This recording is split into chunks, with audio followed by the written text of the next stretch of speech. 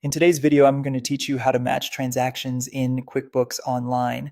Matching transactions is an important part of keeping your books clean and accurate. It helps QuickBooks connect the activity downloaded from your bank or credit card with transactions you've already entered so you can avoid duplicates and make sure your records stay organized. To begin, go to QuickBooks Online and sign in to your account.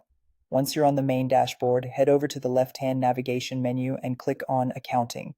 This is where you'll find tools related to your chart of accounts, reconciliations, and transaction review. From there, click on Bank Transactions. This section shows the transactions that have been downloaded from your connected bank and credit card accounts. If you have more than one account connected, you'll see separate tiles for each one. Next, click the tile for the specific bank or credit card account you want to review. This is helpful because matching should always be done in the correct account.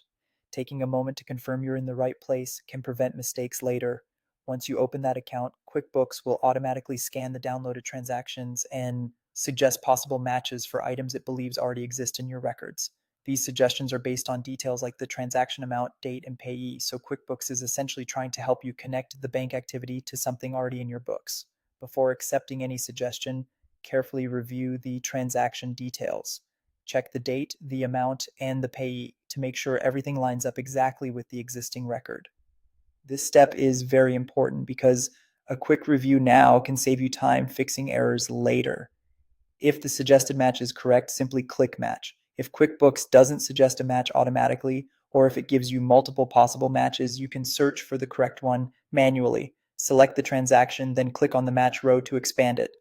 After that, choose Find Match. This will let you look through existing transactions and identify the one that belongs to that bank feed item.